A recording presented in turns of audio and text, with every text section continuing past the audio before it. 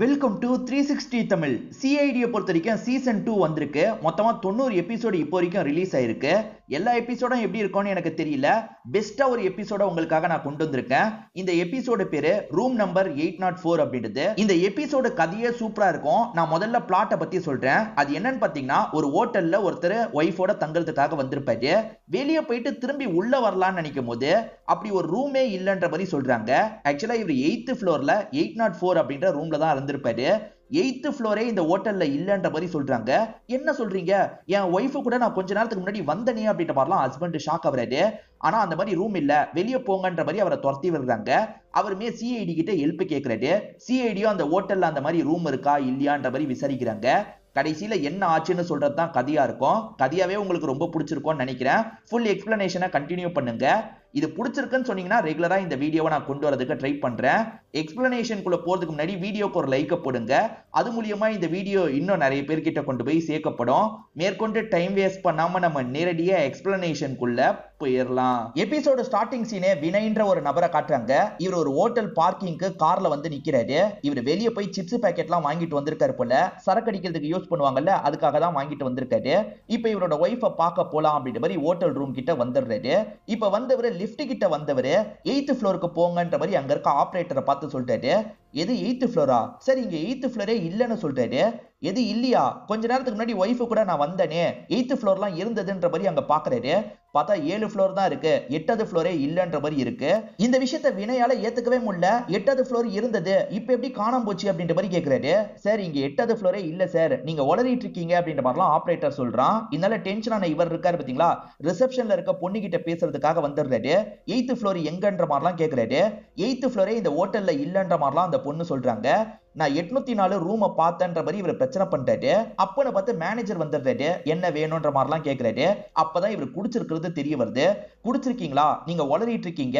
இந்த ஹோட்டல்ல நீங்க எந்த ஒரு ரூமும் புக்கே பண்ணலன்ற மாதிரி சொல்லிட்டாரு. இல்ல, நான் என்னோட ஒய்ஃபு கூட வந்தேன், நீங்க ஏமாத்துறீங்க அப்படின்ற மாதிரி வினய் சண்டை போடுறாரு. இவங்களுமே பதிலுக்கு சண்டை போடுறாங்க. ஒரு ஸ்டேஜ்ல முதல்ல இங்க இருந்து கிளம்புங்க அப்படின்ற மாதிரிலாம் இவரை வெளியே இழுத்துட்டு போயிட்டு இருக்காங்க. இப்ப இவருமே விடுங்க விடுங்கன்ற மாதிரிலாம் சொல்றாரு. கேட்காம இவங்க வெளியே இழுத்துட்டு போயிட்டு இருக்காங்க. இவர் வெளியே போனதுக்கு அப்புறம் மேனேஜர் இருக்கார்ல, யாருக்கோ கால் பண்ணி பேசுறாரு. எதுக்காக இந்த மாதிரி கால் பண்ணி பேசுறாருன்னு தெரியல. இப்ப வெளியே இழுத்துட்டு வந்த செக்யூரிட்டி இருக்கார்ல, இவரை பிடிச்சி தள்ளி விடுறாரு. இப்ப இவருமே சோகமா எந்திரிச்சு நிக்கிறாரு. என் ஒய்ஃபுக்கு என்ன இருக்கும் அப்படின்ற மாதிரிலாம் இந்த இடத்துல யோசிக்கிறாரு. நம்ம போலீஸ் கிட்ட போய் இந்த விஷயத்த சொன்னா என்னன்ற மாதிரிலாம் இவர் யோசிக்க ஆரம்பிக்கிறாரு. அப்படியே கட் பண்ணி மறுநாள் காலையில நடக்கிறத காட்டுறாங்க. இந்த ரெசார்ட் காட்டு பகுதிக்கு பக்கத்துல இருக்கு போல. இப்ப சிஐடி ஆபீசரான 3 பேர் இந்த இடத்துக்கு வந்திருக்காங்க. தயா, அபிஜித்லாம் வந்திருக்காங்க. மேனேஜர் என்ன விஷயம்ன்ற மாதிரிலாம் கேட்கிறாரு. ரூம் வேணுமான்ற மாதிரி கேட்கிறாரு. அப்பதான் இவங்க சிஐடி அப்படின்றத புரிய வைக்கிறாங்க. சிஐடி வந்திருக்கீங்களா, எதுக்குன்ற மாதிரி கேட்கிறாரு. இல்ல, இங்க ஒரு நபர் ஒய்ஃபு காணோம் கம்ப்ளைண்ட் கொடுத்திருக்காரு, அதனால தான் வந்திருக்கோம்னு சொல்றாங்க. லோக்கல் போலீஸ் விசாரிச்சிருக்காங்க போல. சார், லோக்கல் போலீஸே விசாரிச்சுட்டு ஒன்னும் இல்லைன்னு கிளம்பிட்டாங்கன்ற மாதிரிலாம் மேனேஜர் சொல்லிட்டாரு. ஆனா ஹஸ்பண்ட் ஏத்துக்கல, அதனால தான் எங்க கிட்ட வந்திருக்காரு. அவரோட ஒய்ஃப் இங்கதான் இருக்கிறதா சொல்றாரு அப்படின்ற மாதிரிலாம் கேட்டுட்டு இருக்காங்க. சார், அவர் என்னென்னமோ உளறிட்டு இருக்காரு சார். 8th ஃப்ளோர் இருக்கிறதாவும் 804ன்னு ஒரு ரூம் இருக்கிறதாவும் சொல்றாரு. அந்த மாதிரி எல்லாம் ரூம் இல்லவே இல்லன்ற மாதிரி ரிசப்ஷன்ல இருக்க பொண்ணு சொல்லிட்டு இருக்காங்க. பக்கத்துலயே ஒரு போட்டோ இருக்கு. அவரோட பேரு பூத் பால் அப்படின்றது. இவர் தான் ஓனரா அப்படின்ற மாதிரி அபிஜித் கேட்கிறாரு. ஆமா சார், இவர் தான் ஓனரு. இவரை பொறுத்த வரைக்கும் இப்போதைக்கு வீல் சேர் சப்போர்ட்ல தான் இருக்காரு. எப்பயாவது மட்டும் தான் ஓனர் இந்த இடத்துக்கு வருவாரு அப்படின்ற மாதிரிலாம் இந்த பொண்ணு சொல்றாங்க. இவர் மேற்கொண்டு நிறைய கேள்வி கேட்டு விசாரணை எல்லாம் பண்ணிட்டு இருக்காரு. 8th ஃப்ளோரை நம்ம போய் செக் பண்ணி பார்த்தா என்னன்ற மாதிரிலாம் யோசிக்கிறாரு. இப்படி எல்லாம் பேசிட்டு இருக்கும் போது அந்த இடத்துக்கு ஹஸ்பண்ட் வினய் வந்துடுறாரு. இப்போ ஒரு கல்லை வச்சு இவங்களை அடிக்கிறதுக்கு ட்ரை பண்றாரு. அதுக்குள்ள இவங்க எல்லாம் வந்து அவரை தடுத்துட்டு இருக்காங்க. அவசரப்படாதீங்க, நாங்க விசாரணை பண்றோம் அப்படின்ற மாதிரிலாம் சொல்றாங்க. சரி, இவங்க ஏமாத்துறாங்க சார், என் ஒய்ஃபை இவங்க தான் சார் ஏதோ பண்ணிருக்காங்க அப்படின்ற மாதிரிலாம் சொல்லிட்டாரு. சரி, இவன் உளறிட்டு இருக்கான்ற மாதிரி மேனேஜரும் கூட கூட பேசுறாரு. 2 பேரும் அமைதியா இருங்கன்ற மாதிரி சிஐடி டீமை சேர்ந்தவங்க தான் கண்ட்ரோல் பண்ணிட்டு இருக்காங்க.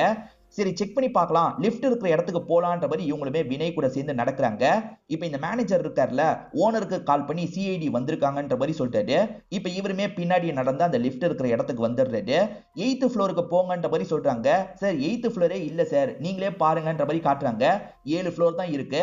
சரி, 7வது ஃப்ளோருக்கு போங்க அப்படின்ற மாதிரி சிஐடியை சேர்ந்தவங்க சொல்றாங்க. இப்ப இவருமே டிராவல் பண்ண ஆரம்பிக்கிறாரு. இப்ப 7th ஃப்ளோருக்கு வந்தவங்க 7th ஃப்ளோரை பெருசா செக் பண்ண மாட்டாங்க.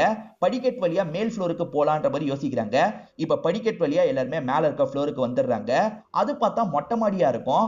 ஆக மொத்தத்துல 8th ஃப்ளோர் இல்ல அப்படின்றது இவங்களுக்குமே புரிஞ்சிருது. நீங்க எப்படி 8th ஃப்ளோருக்கு வந்தீங்கன்ற மாதிரி கேக்குறாங்க. சார் 8th ஃப்ளோரான்னு எனக்கு தெரியாது சார். 8 அப்படின்ற மாதிரி பட்டன் இருந்தது. அதை கிளிக் பண்ணி நான் அந்த இடத்துக்கு வந்தேன் சார். அங்க 804ன்ற ரூம்ல தான் சார் நான் இருந்தேன்ற மாதிரிலாம் சொல்லிட்டாரு. ஒய்ஃப் மிஸ் ஆன மாதிரி வேற ஏதாவது மிஸ் ஆச்சா, உங்க திங்ஸ் மிஸ் ஆச்சான்ற மாதிரி கேக்குறாங்க. சரி என்னோட வெட்டிங் ரிங் மிஸ் ஆச்சு, பர்ஸ் மிஸ் ஆச்சுன்ற மாதிரி சொல்லிட்டாரு. சார் அவன் உளறிட்டு இருக்கான்ற மாதிரி மேனேஜர் குறுக்க பேசுறாரு. அவன் குடிச்சிருந்தான் சார் அப்படின்ற மாதிரியும் சொல்றாரு. நீங்க குடிச்சிருந்தீங்களா அப்படின்ற மாதிரி சிஐடி ஆபீசர்ஸ் கேக்குறாங்க. ஆமா சார் நான் எப்பவுமே குடிப்பேன், நேத்தும் கொஞ்சம் குடிச்சிருந்தேன்ற மாதிரி சொல்லிட்டாரு. அதனால சிஐடி ஆபீசர்ஸ்க்கே இவர் மேல டவுட் வர ஆரம்பிக்குது.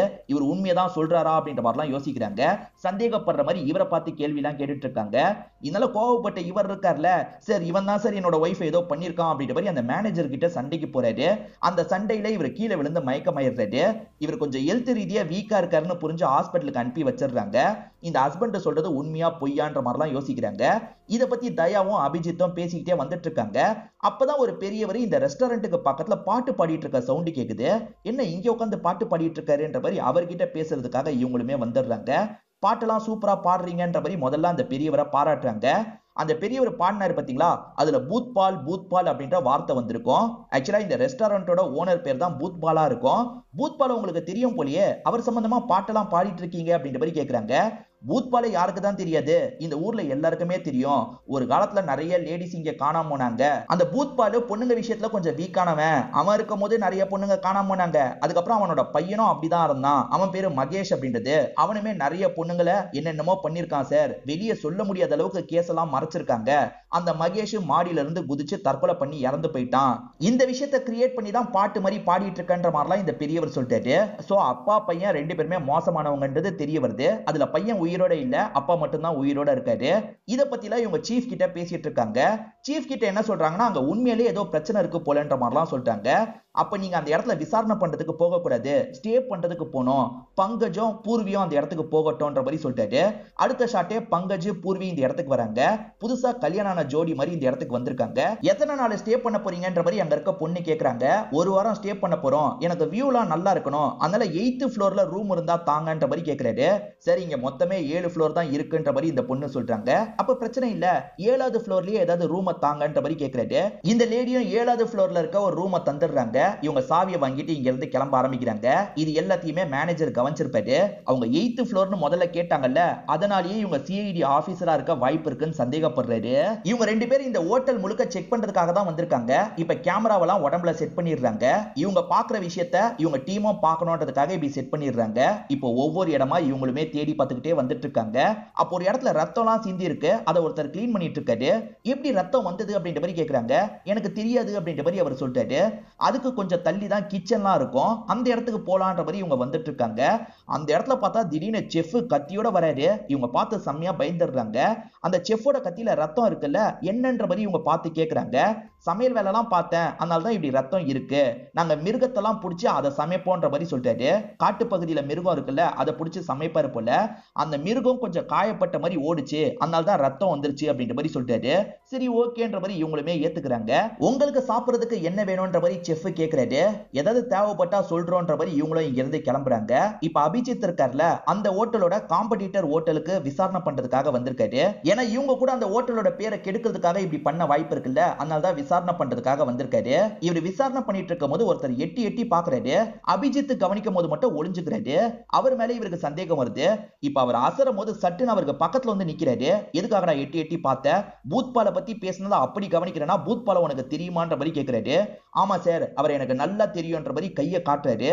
கையில சூடுபட்ட மாதிரி காயம் இருக்கு. எப்படி இந்த காயம் ஏற்பட்டது அப்படின்றத சொல்ல ஆரம்பிக்கிறாரு. அந்த இடத்துல தான் இவர் சமையல் அசிஸ்டண்டா வேலை பார்த்திருப்பாரு. அவங்க இல்லீகலா சில விஷயங்கள் பண்ற மாதிரி இவருக்கு தோணிருக்கும். அதாவது ஆக்டிவிட்டிலாம் கொஞ்சம் டவுட்டை வர வைக்கிற மாதிரி இருந்திருக்கும். அதை பத்தி கேட்கும் போது அந்த ஓனர் இருக்காரு பாத்தீங்களா, கையை சுட வச்சிருப்பாரு. என்ன மட்டும் இல்ல சார், ஹரிபிரசாத்னு ஒருத்தன் அவங்க பண்றதை பத்தி கொஞ்சம் தெரிஞ்சுக்கிட்டான், அதுக்காக ஹரிபிரசாத் திருடுனா அப்படின்ற மாதிரி ஜெயிலுக்கே அனுப்பிட்டாங்க சார். கொஞ்சம் வருஷம் ஜெயில இருந்துட்டு வெளியே வந்தான், என்ன ஆனானே தெரியலன்ற மாதிரி சொல்லிட்டாரு. என்ன மாதிரி இல்லீகல் வேலை எல்லாம் நடக்குது அப்படின்ற மாதிரி இவர் கேட்கிறாரு. எனக்கு முழுசா தெரியாது சார், ஆனா கண்டிப்பா ஹரிபிரசாத்துக்கு தெரிஞ்சிருக்கும். சில வருஷத்துக்கு முன்னாடி அவனை பார்த்தேன் சார், ஆள் அடையாளம் தெரியாம மாறிட்டான் அப்படின்ற மாதிரிலாம் சொல்லிட்டாரு. ஹரிபிரசாத் எங்க இருக்கான்னு தெரியாதான்னு கேக்குறாரு. தெரியாதுன்ற மாதிரி இவர் சொல்லிட்டாரு. சரி போன்ற மாதிரி அபிஜித்தும் இவனை அனுப்பி வச்சிடுறாரு. இப்ப பங்கஜ் இருக்காரு பாத்தீங்களா, லிப்ட் கிட்ட போலான்ற மாதிரி லிப்ட் கிட்ட வந்து ஓபன் பண்ணிட்டாரு. பார்த்தா ஓபன் பண்ணா ஒரு பெரிய பாம்பு இருக்கு. என்ன பாம்பு இருக்குன்ற மாதிரி செம்மையா ஷாக் ஆயிடுறாரு. அந்த பாம்பு வேற இவரை கொத்துற மாதிரி வந்துட்டு இருக்கு. ஓடணும்ன்ற மாதிரி வெறித்தனமா ஓடிட்டு இருக்காரு. இப்ப 4th ஃப்ளோர்ல தான் இவர் ஓடி வந்துட்டு இருக்காரு. இவர் வந்துட்டு இருக்கும் போது யாரகடமா ஒரு ரூட்டுக்குள்ள நுழைஞ்சிடுறாரு. அந்த ரூட்டுக்குள்ள பார்த்தா 808ன்ற மாதிரிலாம் ரூம் நம்பர் இருக்கு. 8th ஃப்ளோருக்கு தான் வந்துட்டுமா அப்படின்ற மாதிரிலாம் இவர் யோசிக்கிறாரு. ஆனா வெளியே பார்த்தா 4வது ஃப்ளோர் அப்படின்ற மாதிரி இருக்கு. ஒன்னும் புரியாம இவருமே பூர்வி இருக்கிற இடத்துக்கு வந்துடுறாரு. பூர்வி, ஒரு பாம்பு என்ன துரத்துச்சு, நான் ஓடி போகும்போது 4th ஃப்ளோர்ல 8th ஃப்ளோருக்கான ரூம் எல்லாம் பார்த்தேன்ற மாதிரி சொல்லிட்டாரு. என்ன சொல்ற அப்படின்ற மாதிரி பூர்வியும் ஆச்சரியப்படுறாங்க. அந்த இடத்துக்கு போலான்ற மாதிரி சொல்றாங்க. அங்கதான் பாம்பு இருக்குல்ல, அதனால இவருமே சேஃப்டிக்காக ஒரு கம்பு எடுத்துக்கிறாரு. இப்ப 2 பேருமே சேர்ந்த மாதிரி அந்த இடத்துக்கு வந்துட்டு இருக்காங்க. இப்ப 4வது ஃப்ளோருக்குலாம் வந்துடுறாரு. வந்தவரை அந்த ரூமை கண்டுபிடிக்க முடியாம திணறிட்டு இருக்காரு. இங்க ஒரு பூந்தொட்டி இருந்தது, அதுக்கு பக்கத்துல தான் போனேன், அந்த இடத்துக்கு போனேன், ஆனா இப்ப போக முடியலையே, சவர் இருக்கே அப்படின்ற மாதிரிலாம் இவர் யோசிச்சுட்டு இருக்காரு. இந்த மாதிரிலாம் இவங்க பதட்டமா பேசிட்டு இருக்கும் போது செஃப் இந்த இடத்துக்கு வந்துடுறாரு. நீங்க 8th ஃப்ளோரை சேர்ந்தவங்க தானே, இந்த இடத்துல என்ன பண்றீங்கன்ற மாதிரி கேக்குறாரு. ஒன்னும் இல்ல, சும்மா சுத்தி பார்க்கறதுக்காக தான் வந்தோன்ற மாதிரி சமாளிக்கிறாங்க. சரி, என்ன சாப்பிடறதுக்கு வேணும்னு முடிவு பண்ணிட்டீங்களான்ற மாதிரி கோவமா கேக்குறாரு. முடிவு பண்ணல, நாங்க முடிவு பண்ணிட்டு சொல்றோம்ன்ற மாதிரி அனுப்பி வச்சிடுறாங்க. என்ன எல்லாருமே ஹோட்டல்ல வித்தியாசமா நடந்துக்கிறாங்க அப்படின்ற மாதிரிலாம் இவங்களுக்கு பயமா இருக்கு. அப்பதான் வீல் சேர்ல ஒருத்தர் போயிட்டு இருக்காரு. ஓனர் தான் போயிட்டு இருக்காரு போலன்னு யோசிக்கிறாங்க. அப்படி போயிட்டு இருக்க ஓனர் திடீர்னு வீல் சேரை விட்டு எந்திரிச்சு நடக்க ஆரம்பிக்கிறாரு. என்ன இவர் நடக்கிறாருன்ற மாதிரி ஷாக் ஆகுறாங்க. அவரை பிடிக்கணும்ன்ற மாதிரி பின்னாடியே ஓடிட்டு இருக்காங்க. அப்படி ஓடி வந்து பார்க்கும்போது திடீர்னு அவர் காணாம போயிடுறாரு. இங்க தானே வந்தாரு, அதுக்குள்ள எங்க போனாரு அப்படின்ற மாதிரிலாம் தேடிட்டு இருக்காங்க. இத பத்தி டீம் கிட்ட சொல்லணும்ன்ற மாதிரி கால் பண்ணி சொல்றாங்க. அந்த பூத்பாலை நாங்க பார்த்தோம், திடீர்னு காணாம போயிட்டாருன்ற மாதிரிலாம் சொல்லிட்டு இருக்காங்க.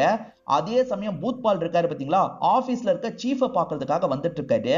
ரொம்ப வயசானவர் அப்படின்றது நமக்கு தெரிய வருது.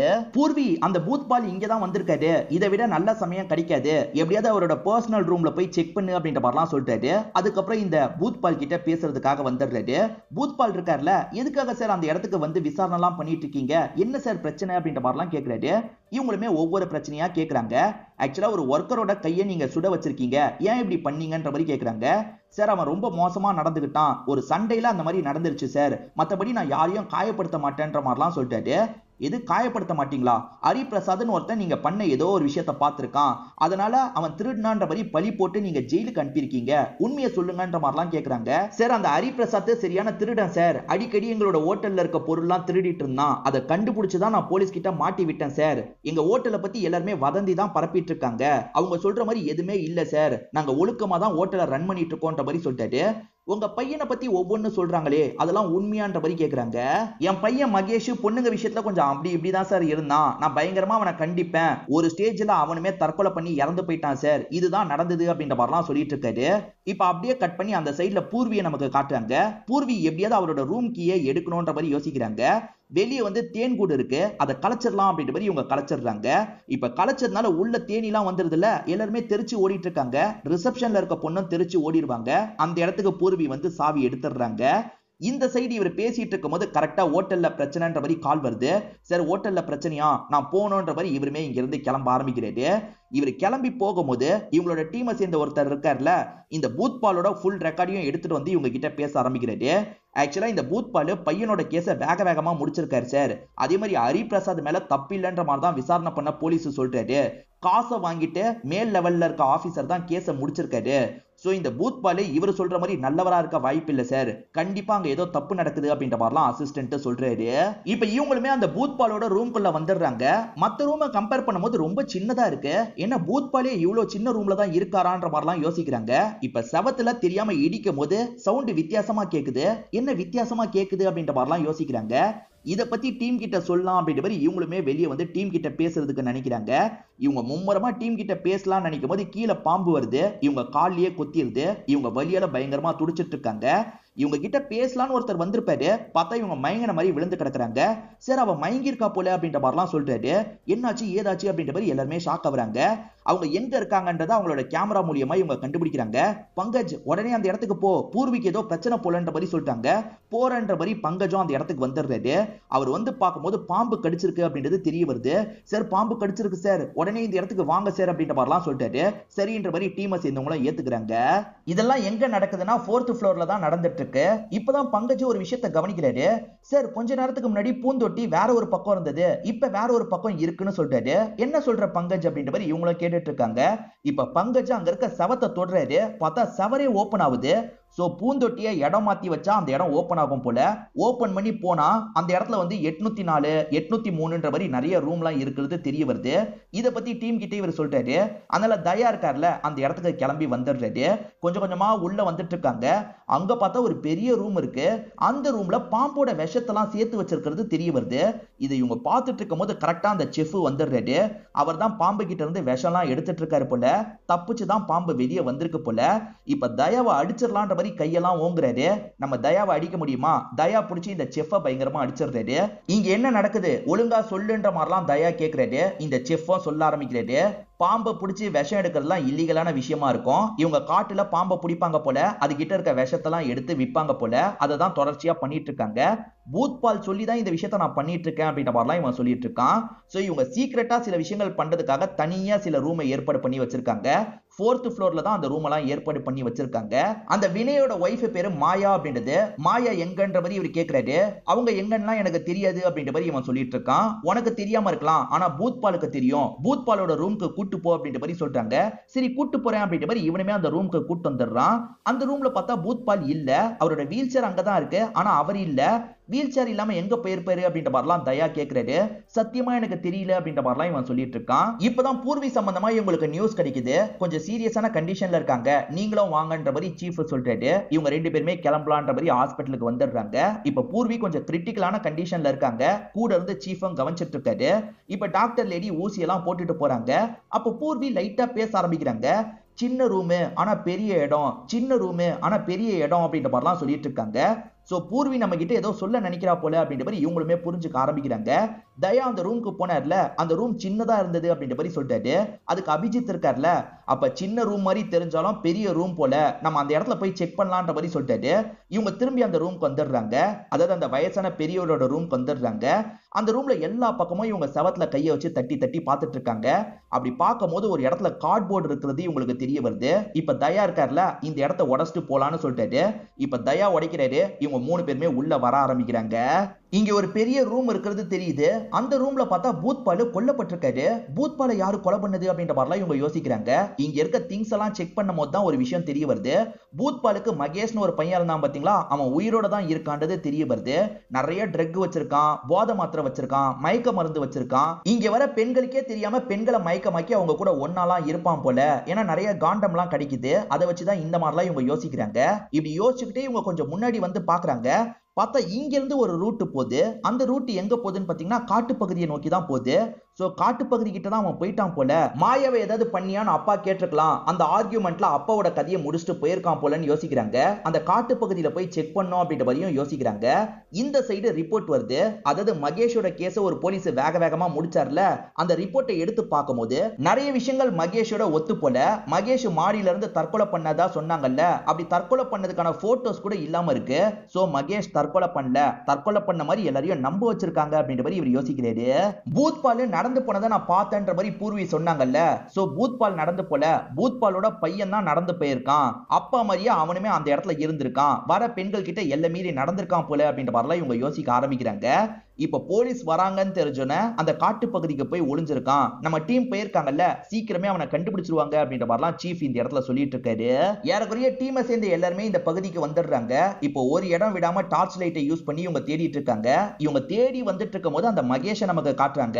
அவன் இருக்கான்ல, மாட்டிக்க கூடாது அப்படின்ற மாதிரி ஒரு மரத்துக்கு பின்னாடி ஒளிஞ்சிட்டு இருக்கான். அந்த இடத்துக்கு பங்கஜ் தான் வராரு. ஒரு ஸ்டேஜ்ல பங்கஜ் இருக்கார்ல, அவனை பார்த்து வேகமா துரத்தலாம் ஆரம்பிக்கிறாரு. இப்ப வேற ஒரு இடத்துல அபிஜித் இருக்கார்ல, ஒரு லேடியோட பாடி இருக்கிறத பாக்குறாரு. பக்கத்துல வந்து பார்க்கும்போது வினயோட ஒய்ஃப் மாயான்றது தெரிய வருது. பங்கஜ் அந்த சைடுல என்ன பண்றாருன்னா அந்த மகேஷை அடிச்சு லாக் பண்ணிடுறாரு. இப்ப மகேஷை புடிச்சிடுறாங்க. அந்த லேடியோட பாடியும் செக் பண்றாங்க.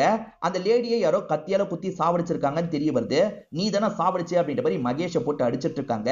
அதே மாதிரி வினய்க்கும் இன்ஃபார்ம் பண்ணி வர வச்சிடுறாங்க. ஹாஸ்பிட்டல்ல இருந்து இப்பதான் வினய் வெளியே வந்திருக்காரு போல. ஒய்ஃபோட பாடியை பார்க்கறவர் பயங்கரமா ஃபீல் பண்ணிட்டாரு. என் ஒய்ஃப் என்னை விட்டுட்டு போயிட்டாலே அப்படின்ற மாதிரிலாம் அழுதுட்டு இருக்காரு. அதுக்கு காரணம் மகேஷ் தான் அப்படின்ற மாதிரி புடிச்சு வச்சிருக்காங்கல்ல. இவருமே மகேஷை பார்த்து கோவப்படுறாரு.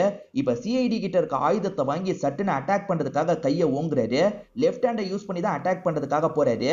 அப்ப தயா கையை பிடிச்சிடுறாரு. அவன் இந்த கொலையை பண்ணல, சொல்ல போனா நீங்க தான் இந்த கொலையை பண்ணிருக்கீங்கன்ற மாதிரி சொல்லிட்டாரு. இதை கேட்கிற வினய் ஷாக் ஆயிடுறாரு. நீ தானே பண்ணன்னு மகேஷை கேட்டிருப்பாங்க. சத்தியமா நான் இந்த விஷயத்த பண்ணலன்னு சொல்லியிருப்பான். பாடியை இவங்க அனலைஸ் பண்ணி பாக்குறாங்க. அப்ப லெஃப்ட் ஹேண்டை வச்சுதான் யாரோ கத்தியால குத்தி இருக்காங்க அப்படின்றது இவங்களுக்கு தெரிய வருது. லெஃப்ட் ஹேண்ட் யாருன்ற மாதிரிலாம் இவங்க யோசிக்கிறாங்க. ஆக்சுவலா வினய் இருக்கார்ல, கல்ல தூக்கி அடிக்கிற மாதிரி வந்தார்ல, அப்ப லெஃப்ட் ஹேண்ட் தான் யூஸ் பண்ணிருப்பாரு. அப்ப வினய் தான் இதை பண்ணிருக்க வாய்ப்பு இருக்குன்ற மாதிரிலாம் யோசிச்சிருப்பாங்க. அது மூலியமா தான் தயா லாக் பண்ணிருப்பாரு. இப்ப தயாவும் அடிச்சு மேற்கொண்டு நடந்த விஷயத்த சொல்ல ஆரம்பிக்கிறாரு. இதனால மட்டும் நீ மாட்டல, உன்னோட வெட்டிங் ரிங்கும் கிடைச்சது அப்படின்ற மாதிரி சொல்லிட்டாரு. ஆக்சுவலா இவரு வெட்டிங் ரிங் மிஸ் ஆச்சுன்னு சொன்னாரு பாத்தீங்களா, இவருக்கு மிஸ் எல்லாம் ஆயிருக்காது. இவர் ஒய்ஃப் கொல்லும் போது ஒய்ஃப் இருக்காங்கல்ல, கையில இருந்து உருவி இருப்பாங்க. சோ ஒய்ஃபோட கையில தான் அந்த வெட்டிங் ரிங் இருக்கு. இந்த வினய் எப்படி இந்த கொலையை பண்ணிருக்க வாய்ப்பு இருக்குன்றதை இவங்களுமே எக்ஸ்பிளைன் பண்ண ஆரம்பிக்கிறாங்க. ஆக்சுவலா ஹரி பிரசாத்னு ஒருத்தன் இந்த ஹோட்டல்ல வேலை பார்த்து ஜெயிலுக்கு எல்லாம் போனான் பாத்தீங்களா, அவன் இப்ப விஜய் பிரசாத் அப்படின்ற மாதிரி பேரை மாத்திருப்பான். அந்த விஜய் பிரசாத் இவனோட ஃப்ரெண்டா இருப்பான். ரெண்டு பேருமே பேசிக்கும் போது விஜய் பிரசாத் அந்த ஹோட்டலை எப்படியாவது பழி வாங்கணும் அப்படின்ற மாதிரி சொல்லியிருப்பாரு. அந்த ஹோட்டல்ல இல்லீகலா சில விஷயங்கள் நடக்குது, 4th ஃப்ளோர்ல சீக்கிரட்டா சில ரூம்லாம் இருக்குன்றதா சொல்லியிருப்பான். அதை நமக்கு சாதகமா பயன்படுத்திக்கணும் அப்படின்ற மாதிரி இந்த வினய் யோசிச்சிருப்பாரு. இந்த வினய் ஒய்ஃபை சாவடிக்கணும்னு நினைச்சிருப்பாரு. இவரே காட்டு பகுதிக்கு கூட்டு வந்து ஒய்ஃபோட கதையை முடிச்சிருப்பாரு. கதையை முடிச்சவரு அந்த ஹோட்டலுக்கு கூட்டு போன 8th ஃப்ளோர் இருந்ததுன்ற மாதிரி சிஐடியை நம்ப வைக்கலாம். விசாரிக்கும் போது அவங்க பண்ற இல்லீகல் விஷயம்லாம் வெளியே வரும். ஒய்ஃபை கொலை பண்ணதும் அவங்கன்னு நினைப்பாங்க, நம்ம தப்பிச்சிடலாம் அப்படின்ற மாதிரி பிளான் பண்ணி தான் இந்த விஷயத்த பண்ணிருப்பாரு. ஆனா சிஐடிங்க கண்டுபிடிச்சிடுறாங்க.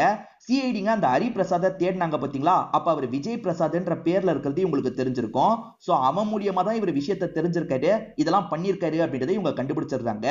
எதுக்காகடா ஒய்ஃபை போய் கொலை பண்ண அப்படின்ற மாதிரி கேட்கறாங்க. அதுக்கான காரணத்தை இவர் சொல்லிட்டாரு. இவரை பொறுத்த வரைக்கும் எப்ப பாரு ட்ரக் எடுத்துக்கிட்டே இருப்பாரு. ஒய்ஃப் வேணான்ற மாதிரி சொல்லுவாங்க. அதை மீறியே இவர் எடுத்துட்டு இருக்காருல, ஹஸ்பண்ட பிரிஞ்சு போனா என்னன்ற மாதிரி அவங்க யோசிக்க ஆரம்பிச்சிருப்பாங்க. என்னை விட்டு அவ போக கூடாதுன்னு நினைச்சேன், அதனால தான் ட்ரிப்புன்ற மாதிரி இந்த இடத்துக்கு கூட்டு வந்தேன். இந்த காட்டு பகுதியில வச்சு அவ கதையை முடிச்சிட்டேன்.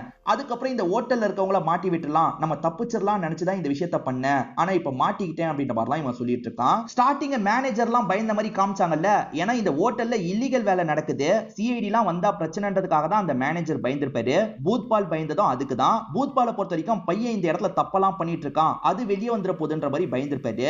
பையனோட வேலை என்ன தெரியுமா, ஹோட்டலுக்கு தங்கறதுக்காக வராங்கல்ல அந்த பொண்ணுங்க கிட்ட கொஞ்சம் சில்மிஷம்லாம் பண்ணுவான். அதாவது அவங்கள மயக்கமாக்கி அவங்க கிட்ட எல்லை மீறிலாம் நடப்பான் போல. அதை தொடர்ச்சியா அவன் பண்ணிட்டு இருக்கான். பையன் இறந்து போயிட்டான்னு எல்லாரையும் நம்ப வச்சு பையனுக்கு இந்த விஷயத்துல அப்பா ஹெல்ப் பண்ணிட்டு இருந்திருப்பாரு. ஆனா சிஐடி வந்ததுக்கு அப்புறம் அப்பாக்கும் பையனுக்கும் சண்டை வந்திருக்கும். அதுலதான் அப்பாவை இவன் சாவடிச்சு தப்பிக்கிறதுக்கு ட்ரை பண்ணிருக்கான். இப்ப ரெண்டு பேரையும் இவங்க பிடிச்சிடுறாங்க. அதே மாதிரி பூர்வி தேறி வந்துட்டாங்கன்ற தகவல் தெரிய வருது. இவங்களுமே இந்த இடத்துல சந்தோஷப்படுறாங்க. கேஸை சால்வ் பண்ணிட்டோன்ற மாதிரி இங்க இருந்து கிளம்புறாங்க. இதோடயே இந்த கதையை முடிச்சிடுறாங்க. கண்டிப்பா இந்த கதையில வந்த ட்விஸ்ட் அண்ட் டர்ன்ஸ்லாம் உங்களுக்கு பிடிச்சிருக்கும்னு நம்புறேன். இந்த வீடியோ உங்களுக்கு பிடிச்சிருந்ததுன்னா லைக் பண்ணுங்க, கமெண்ட் பண்ணுங்க, மறக்காம 360 தமிழ் சேனலை சப்ஸ்கிரைப் பண்ணுங்க. தொடர்ச்சியா இந்த மாதிரி வீடியோக்கள் வந்துகிட்டே தான் இருக்கும்.